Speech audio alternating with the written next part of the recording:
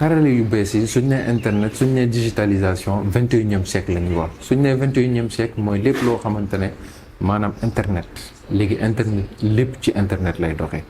tey jii nii mun nga am sa xaalis mun nga am say compétence mun nga am sa métier boo xamante ne ci internet kese nga koy amee soxlawul nga nekk xale soxlawul sa nga nekk mag yow daal l'essentiel te en général lépp c'est gratuit soo demee YouTube soo demee Google lépp di nga ko fa gis donc tey jii nii dama lay wax 4 métiers yi nga xamante ne top 4 métiers yi nga xamante ne tey jii nii war nga ci mën a dugg ci lépp ci wàllu internet la pour nga gën cee mën gën a am xaalis jaayef sama gars yi Cheikh Tamba laa tudd entrepreneur la investisseur la dans pas mal de domaines d'activité surtout dans le domaine du digital lépp ci wàllu digital ak ci wàllu tool nun lépp loolu la ñuy def maanaam tey jii nii su dee vidéo bi intéressé na maa ngi lay proposer à ce que nga abonné wu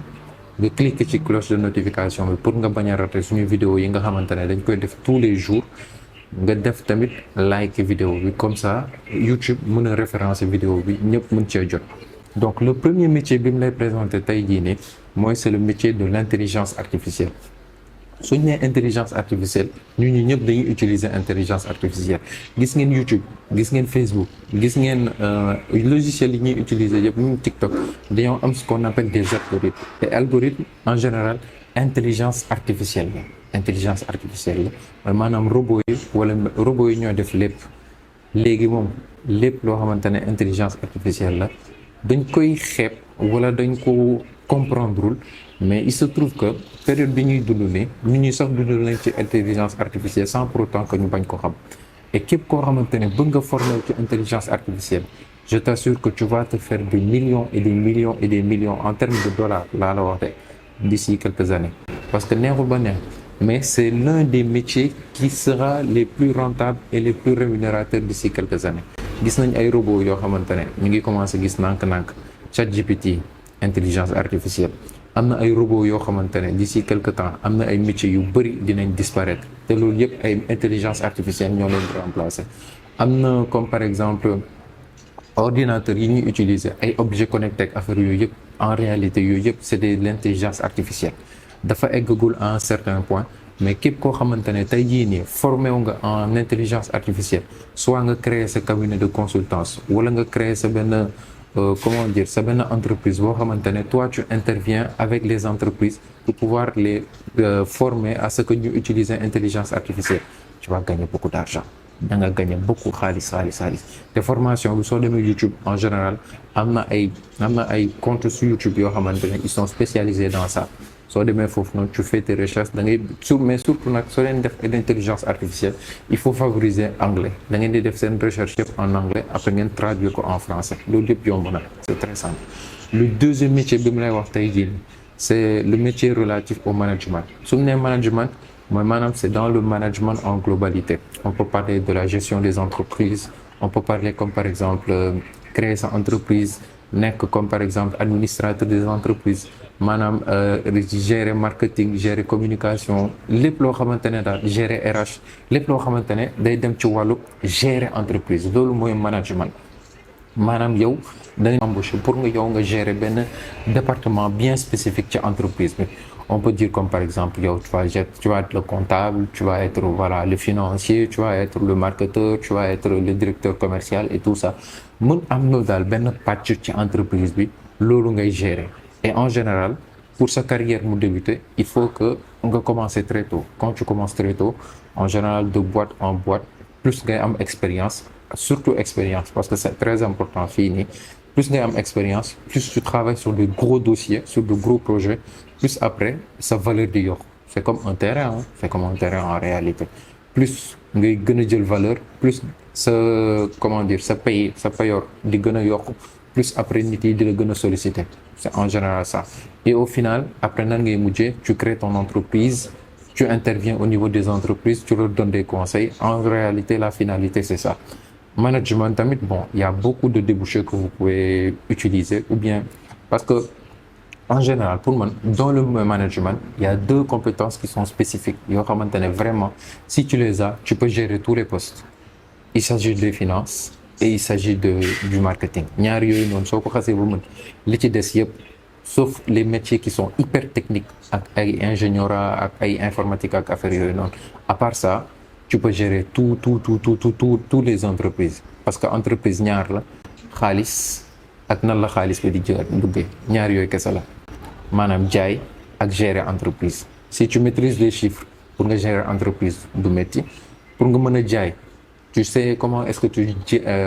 jaay produit nan ngay jaay produit nan ngay jaay service bi nan ngay utiliser à ce que psychologie humaine pour que nit yi mën a ñëw jënd say produit loolu c'est le plus important. À part loolu soo ci xasee ba jàll moom vraiment gérer une entreprise c'est bon après avec le temps tu vas comprendre beaucoup de choses quoi. La quatrième chose le quatrième métier bi nga xamante ne vraiment c'est extrêmement demandé instant bii nii c'est la cybersécurité.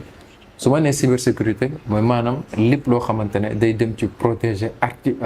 structure wala architecture entreprise en termes de lépp loo xamante ne tey jii nii da ngay gis ce qu'on appelle des attaques ay hackers ak affaires yooyu noonu de plus en plus on a tendance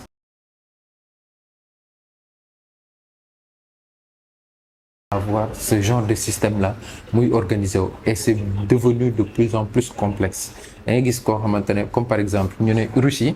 la Russie utilise ce qu'on appelle des systèmes de hackers pour pouvoir attaquer d'autres pays maanaam cybersécurité cyberespace. On a plus en plus tendance à parler de cyberespace et de cybersécurité. Tey jii nii si tu te formes dans tous les domaines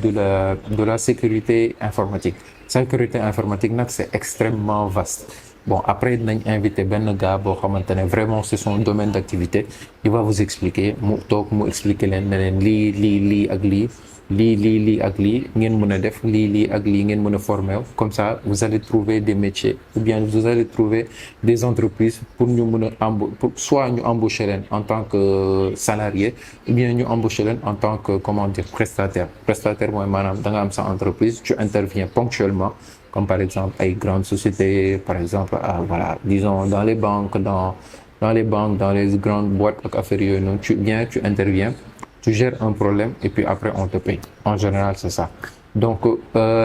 intrusion informatique yooyu noonu dafay gën di bëri aujourd'hui si tu es capable aujourd'hui de créer une boîte de telle sorte que aujourd'hui toi tu es leader. Je parle bien de leader parce que c'est extrêmement important. Suñu nee leader mooy maanaam tey jii nii yow sa entreprise tu es capable de gérer ça ou bien tu es capable de tey jii nii délivrer un service excellent premier boo xamante ne mucc ayib vraiment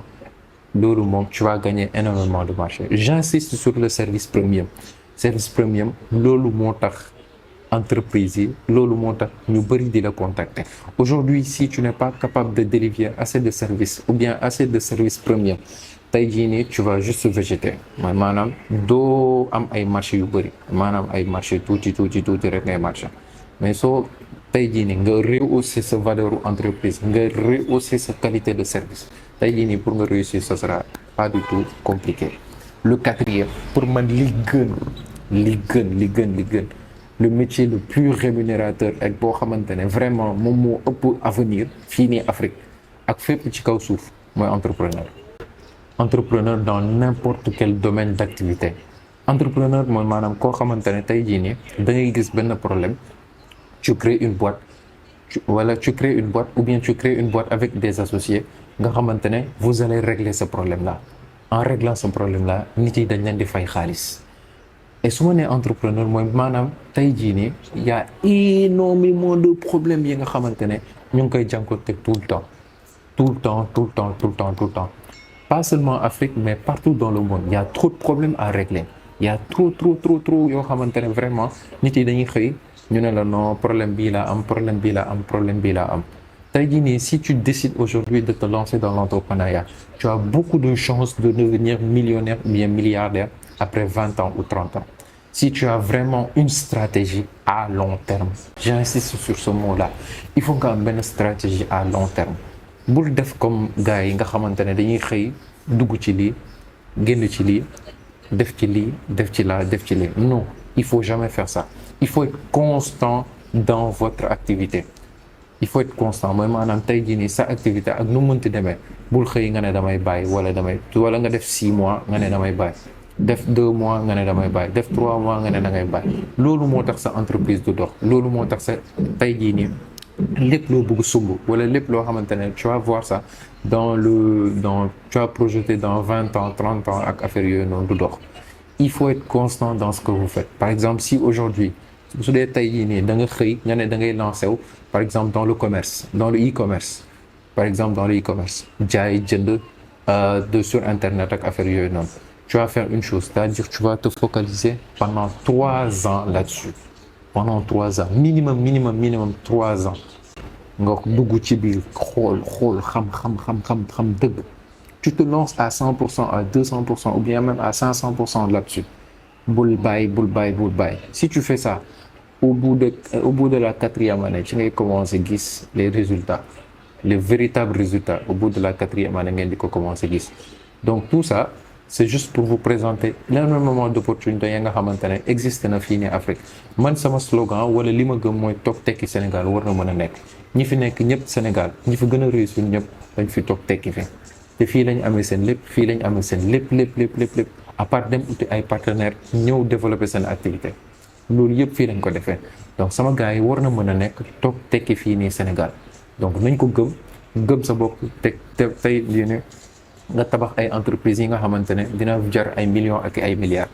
donc lii moo nekkoon vidéo bi sama gars yi maa ngi leen di proposer à ce que tey jii nii nga tegal ma par des commentaires tegal ma sa avis parce que loolu dafa di doo am importance nga xamante ne tey jii nii dafay permettre à ce que ñu gën a enrichir débat bi su dee am nga ay idées tamit nga proposer ko comme ça ñu gën cee mën a waxtaan j'insiste aussi sur le fait que ngeen like vidéo bi ngeen like ko aussi ngeen partager ko ñëpp mun cee jot jaajëf sama gars yi